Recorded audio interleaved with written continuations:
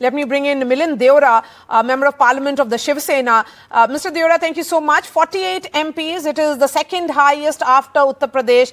That's the number at stake in Maharashtra.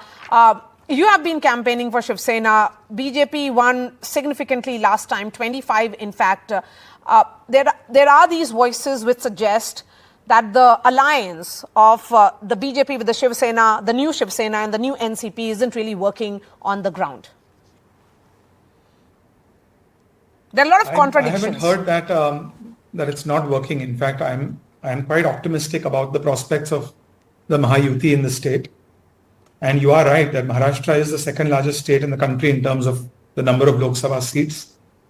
I'm quite confident that Mahayuti, I wouldn't want to give you a breakup or predict a number, but the alliance as a whole, which means BJP, Shiv Sena, NCP, will get a lion's share of seats in Maharashtra.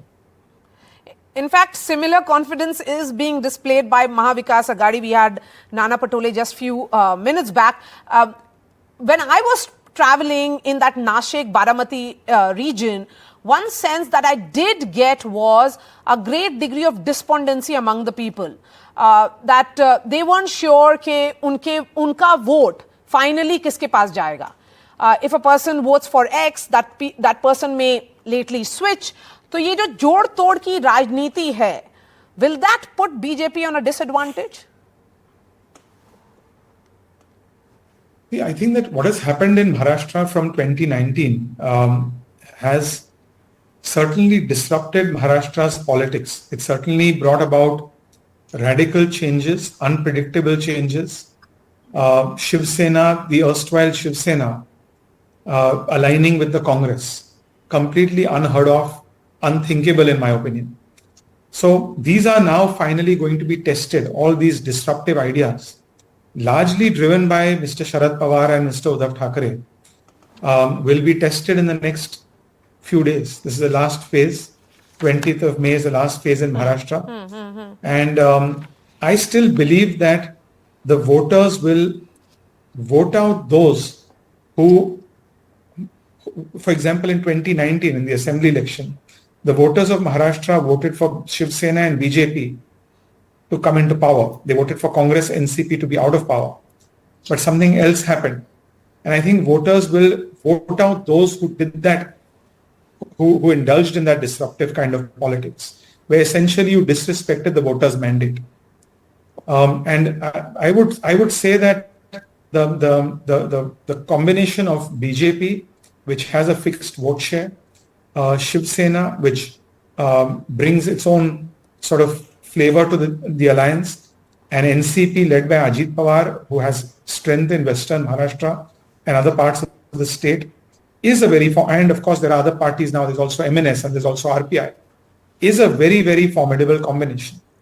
And I think the UBT Shiv Sena, depending purely on the Congress's vote, plus what they believe is sympathy, is going to prove them wrong once again.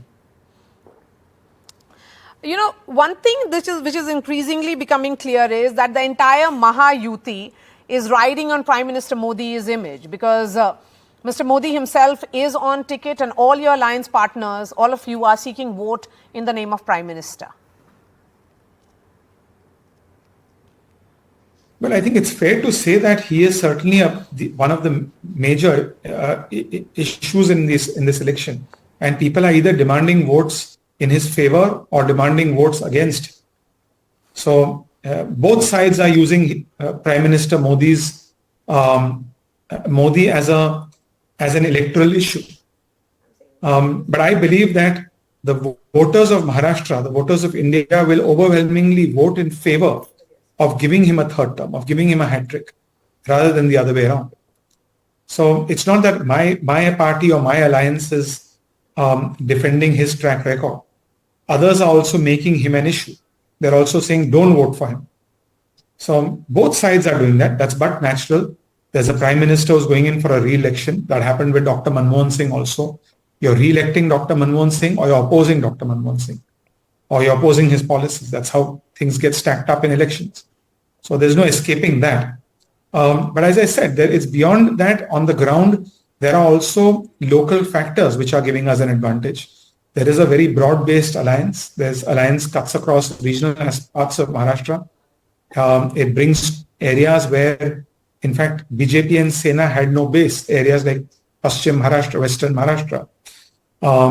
So I believe it's a strong alliance. And I think that, to be honest with you, Uddhav Thackeray has taken too many U-turns in the last 5 or 6 years. In fact, in the last decade. Because in 2014, you must go back to the history. In 2014, he fought the Lok Sabha election on Prime Minister Narendra Modi's popularity against the Congress and against Dr. Manmohan Singh. He won. He fought the assembly elections separately from BJP. They formed a government with BJP immediately after. For 5 years, they were criticizing the BJP government while enjoying power in Maharashtra and in New Delhi. In 2019, again, they came back with BJP, fought the elections in Prime Minister Narendra Modi's name, won seats based on his name, and then broke the alliance after the assembly elections because they wanted to get the chief minister's chair. And since then, they've been trying to come into this alliance. They've been trying their best to reach out to BJP and become a partner of BJP. BJP has rejected them. So now they're stuck between a rock and a hard place, and they're forced to align with the Congress once again, which originally was a pre-poll alliance, a post-poll alliance, now has become a pre-poll alliance.